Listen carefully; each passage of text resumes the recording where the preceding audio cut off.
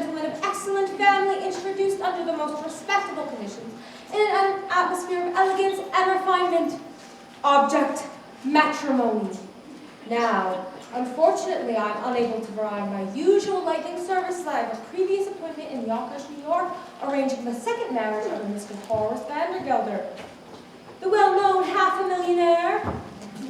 As my late husband, Declan Levi, always said, that means he's got at least 60,000 cash. But I promise to have you married before the week is out.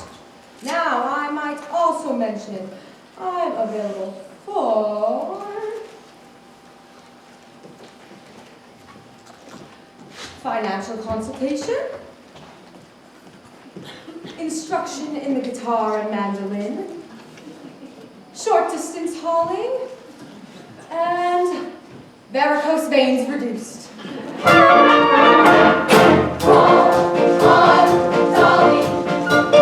She's the one who spins and recommends the same, the kind of man your sister wants, and she'll snatch him up. Don't forget to bring your maiden and she'll catch him up. Dolly. Mrs. Levi! Mr. Kemper, the artist.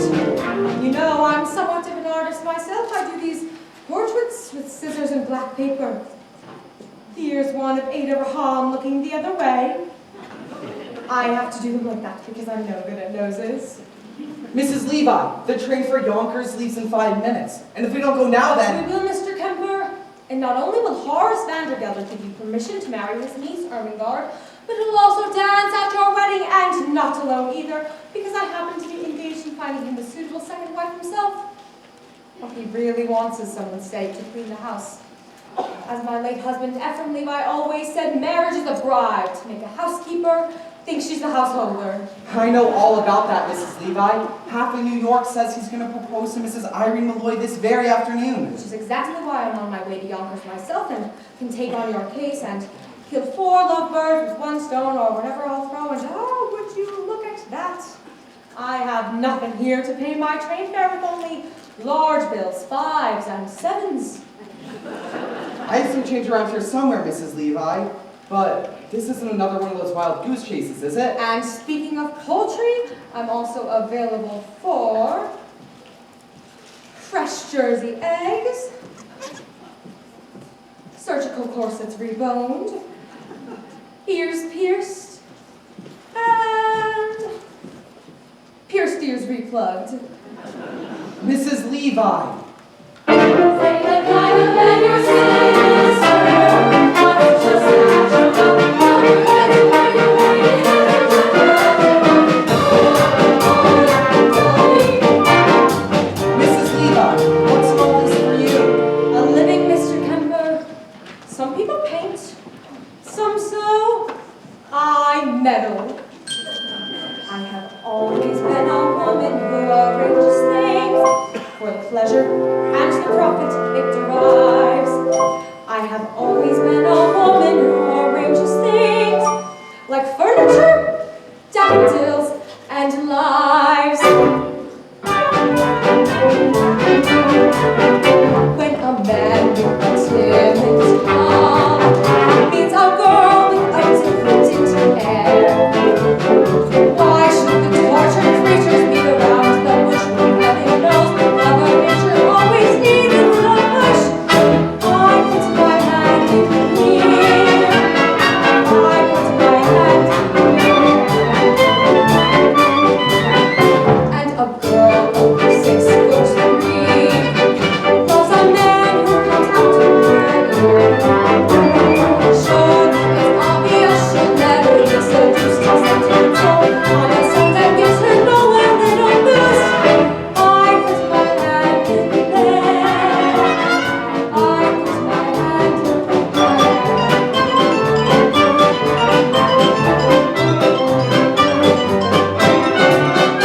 I have always been a woman who arranges things. It's my duty to assist the Lord above. I have always been a woman who arranges things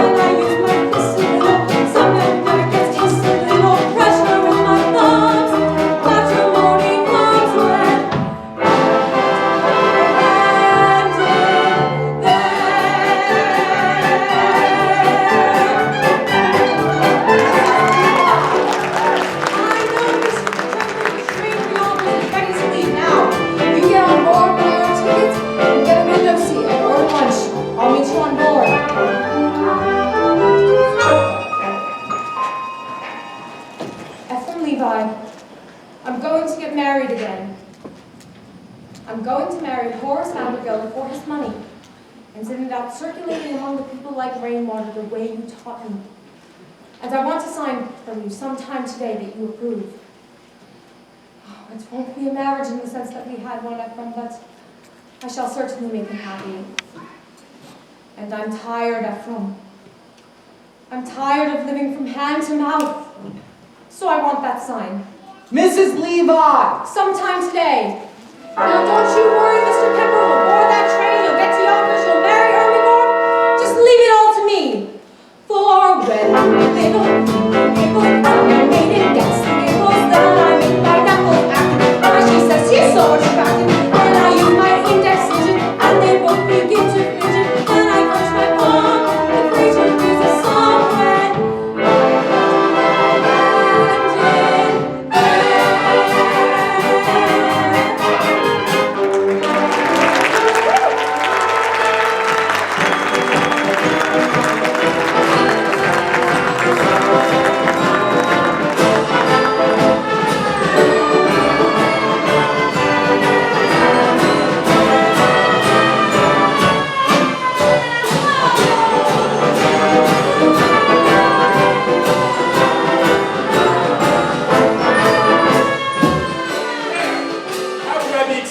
play Yonkers, my Yonkers, with all that bellowing in my ears. I can't help it, Uncle.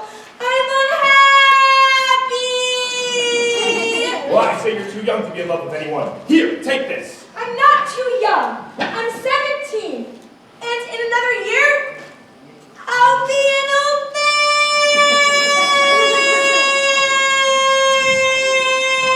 maid. Well, I forbid it. Dare to be an old maid, Ermengarde, and I'll cut you off without a cent. Oh, And don't cry in front of the store. I can't help it, Uncle. I'm unhappy. Then by thunder, you'll go and weep for a while in New York, where it won't be noticed. Now don't start packing your trunk. And don't get any tears on the lot. It was just oil.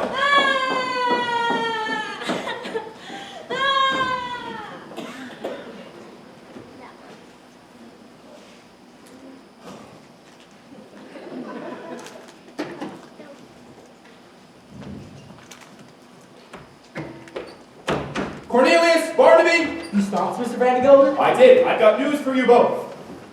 I'm going to New York this afternoon to march in the 14th Street Association Parade. And when I return, you're going to have a mistress. I'm too young, Mr. Vandergelder. Not yours, hell damnation, mine. I mean, I'm getting married again. And in honor of the occasion, I've decided to promote you, Cornelius, to chief clerk.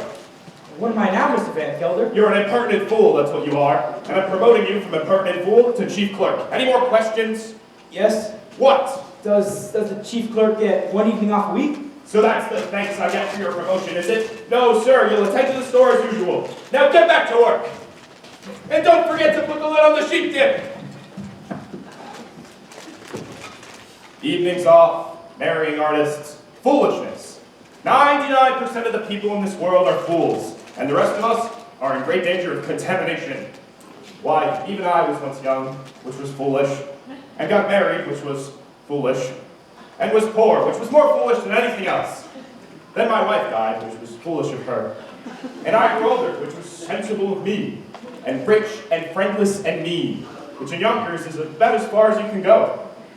Oh, I know what you're thinking. Why a man of so much good sense should be doing anything as getting married again? The answer's simple.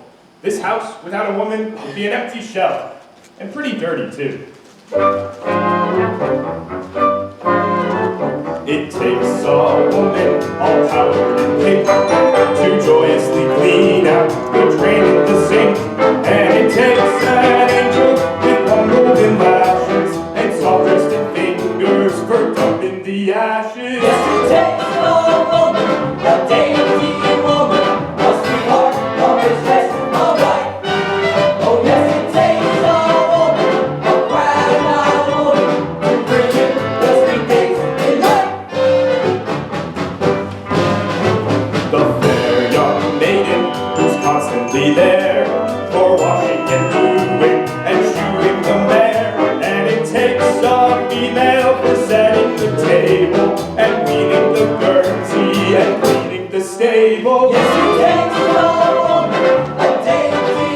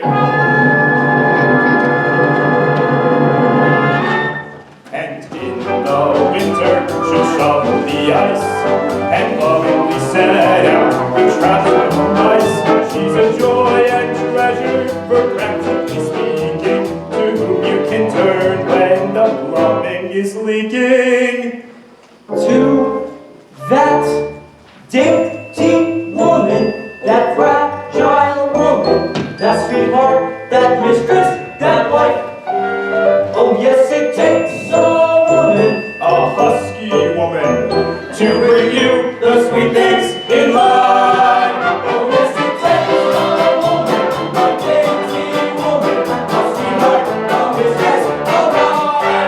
Oh, yes, it takes a woman, a fragile woman, to bring you the sweet things in life.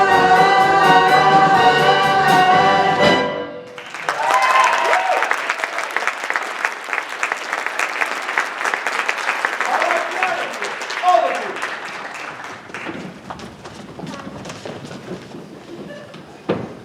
Congratulations, congratulations, 1,000 congratulations. What? Congratulations, Mr. Vandergelder. All of New York is buzzing with the news that you've practically proposed to Miss Irene Malloy. The streets are lined with eligible young ladies prostrate with grief. All my congratulations and sympathy. Sympathy? Oh, did I say that? A slip of the tongue, that's all. No, I'm delighted with the happy news. I mean, after all, she wasn't easy to unload.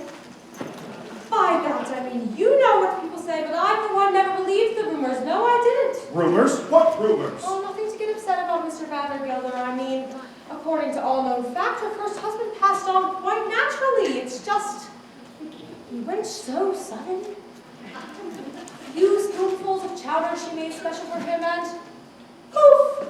But it could happen to anyone. There's no truth in it. Just a word of advice, Mr. Vandergelder. Eat out.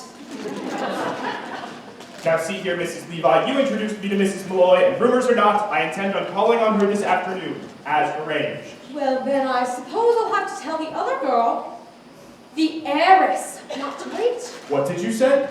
Oh, nothing, a word. Heiress. Particulars, Mrs. Levi. I demand the particulars. Her name. Her name. Money. Ernestina Money. What a lovely, lovely name. Picture this, if you will. Hair as shiny as a newly minted dime. Eyes big and round as silver dollars. Skin soft and mossy as an old greenback. I can feel her now. Age 19, weight 105, waist 47. Waist 47? That's with the money belt. Now, I could have it arranged for you to meet Miss Ernestina this very afternoon. I ain't got time, Mrs. Levi. I gotta take my niece Ermengarde to New York this afternoon until she forgets a certain Ambrose Kemper. I could do that for you. I know just how to handle such things. Then I'm marching in the 14th Street Parade. What an amazing coincidence! Guess who's been chosen to ride the main float, the spirit of 14th Street? Miss Money. Her mother was a cash, you know. All right, Mrs. Levi. I'll meet Miss Money at the parade, but I still intend on calling on Mrs. Malloy first. Oh dear, what races you make me run. Well, I suppose I'll meet you out front of Miss Malloy's hat shop at 2:30 as usual. One more thing, Mrs. Levi. Suppose I decide against Miss Malloy and don't like Miss Money neither. Oh, well, I happen to have one more name on my list, a name I know as well as my own. But don't you worry, it'll come up all by itself in good time. But wait till you see Ernestina Horace. A vision, a dream.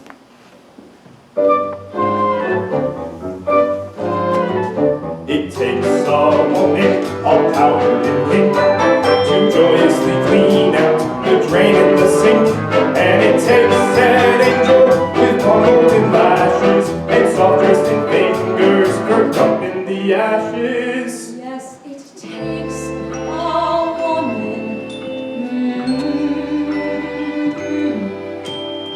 You know what, I think I'll have that front room done over in blue wallpaper. Yes, in blue. Ermengarde, Ambrose, come out here, we've got plans to make.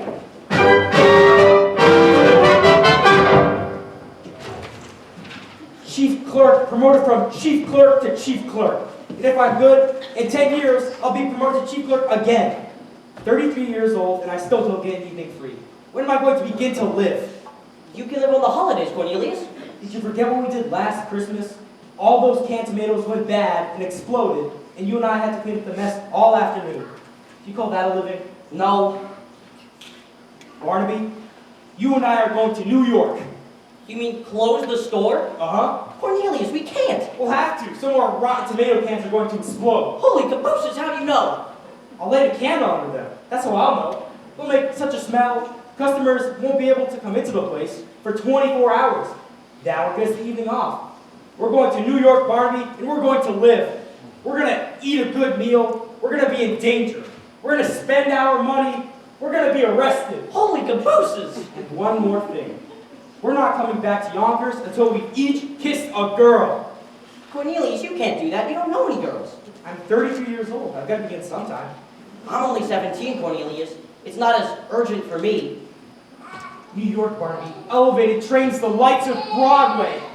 The stuffed whale at Barnum's Museum. A stuffed whale? A stuffed whale? What do you say, Barnaby? Oh, yes, Cornelius, yes. Now, the first thing to do is make you financially independent. I know, I'll find you a job. Can you dance? I'm an artist, Mrs. Levi. I paint. Well then, my card. Mrs. Dolly Levi. Painters. Taught how to dance? Now, there's a man, Rudolph Reisenweber, at the Harmonia Gardens restaurant on 14th Street. I'll give you a note for him and see if he can't have you both entered into the polka contest tonight. The prize is a week's engagement and a solid gold cup. Oh, the cups we won, Ephraim and me. Hold on, Mrs. Levi. No fiancé of mine is ever going to set foot in a cafe. And I don't mind saying, I'm surprised you have acquaintances in a place like that. Not acquaintances, Mr. Kemp, we're friends. Dear friends from days gone by. Why, every Saturday night like clockwork down those stairs at the Harmonia Gardens we came, Ephraim and me. It all very well comes down like clockwork, Mrs. Levi. But you're asking Ermengarde to work there? It's the only way to show Horace Vanderbilt that we mean business. Now, you two go to the Harmonia Gardens this afternoon and incidentally tell Rudolph that Dolly's coming back and I want a table for two and a chicken for 8 o'clock tonight. The bottom one looks all right, Cornelius. Now hold the candle under the ones on top. Not too close to swelling like they're ready to burst. Holy cabooses, Cornelius, I can smell it up here. Let's get dressed, Barnaby. We're going to New York. Out there's a world outside of Yonkers. Way out there beyond this big town, Barnaby. There's a sleek town, Barnaby. Out there, full of shine and full of sparkle. Close your eyes and see it glisten, Barnaby. Listen, Barnaby.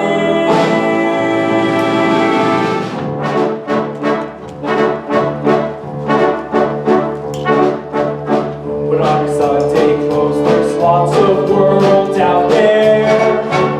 Get out the brilliantine and dime cigars. We're gonna find adventure in the evening air.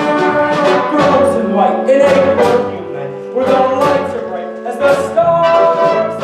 Put on your Sunday clothes, we're gonna ride through town in one of those new horse-drawn open cars.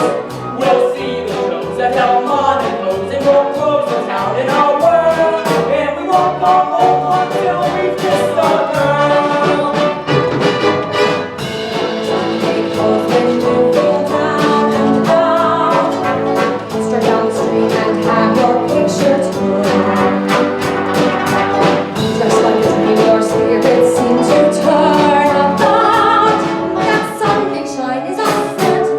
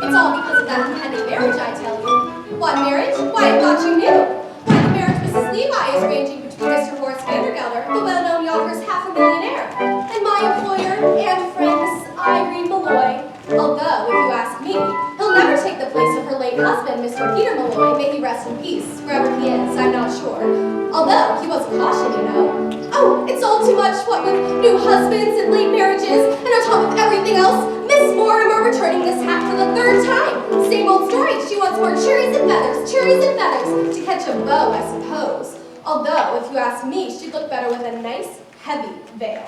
I told her, ribbons down our back is what we'll be wearing this summer if we want to catch a gentleman's eye. But she'd have none of it. Cherries and feathers she wants, on today of all days, when the poor, dear, sweet Mrs. Malloy has enough on her mind. Well, what with? With what, Minnie? The door!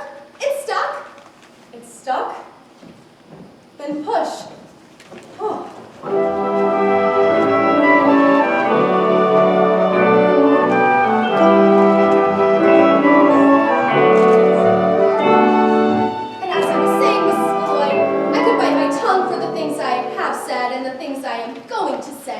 But as long as I did bring it up, I might as well go all the way. Mrs. Malloy, why? Say it, Minnie. Why have I decided to marry Horace Vandergelder? Oh, Mrs. Malloy, I didn't ask you that. I'd rather be strung up on a rack than ask you such a personal question. But as long as you did bring it up, I am marrying Horace Vandergelder for one reason and one reason alone, Minnie, to get away from the millinery business. I hate hats! Mrs. Malloy! And I can no longer stand being suspected of being a wicked woman with nothing to show for it. Mrs. Malloy! Don't protest, Minnie. All millionaires are suspected of being wicked women. That's why I can't go into restaurants or balls or theaters. That's all the proof they need. Take my word for it, Minnie. Either I marry Horace Vandergelder or I break out of this place like a fire engine. Oh no, not Miss Mortimer again. Miss Mortimer, I'll take care of it. No, Minnie, leave it be. You can make another hat for Miss Mortimer if you like. I'm wearing this one myself. Oh, Mrs. Malloy, you can't! You're a widow! And that hat, it's provocative, that's what. It is, Minnie? Well, who knows who may walk into the shop today? And provocative may be just what I want to be. Mrs. Malloy!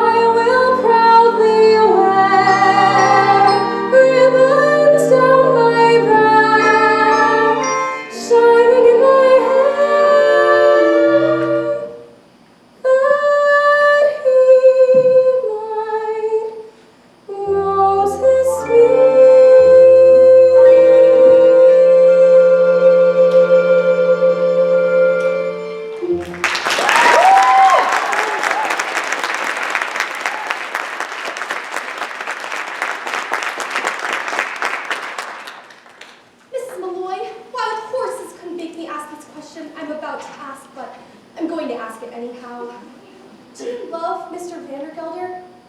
No, Minnie, I don't. Peter Malloy, God rest him, was my share of love. And I'm not saying I was shortchanged. Once is enough for a woman, as long as it's true love. And it wasn't. Look, Minnie, there's two men staring at the shop. Men? Why, I do believe they mean to come in here. Men in the shop? Mrs. Malloy, what shall we do? Do? Why, flirt with them, of course.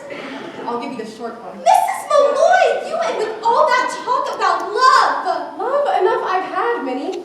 It's a bit of adventure we could do with now. We'll get them all heated up and then drop them cold. It'll be good practice for married life. Now, you go to the workroom, Minnie. I know some ways we can park up our appearances.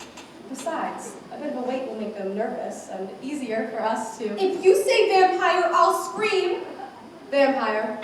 And so, I'll try to make it easier to find me in the stillness of July, because a breeze might stir a rainbow behind me that might happen to touch a gentle wind's eye. Oh, Minnie, we'll get adventure out of this yet.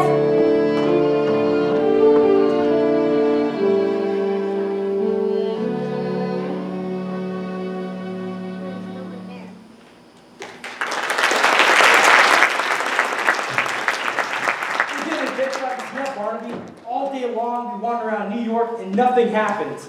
Then we come to the quietest street in the city and suddenly, Vandergelder. is he still out there? Go look.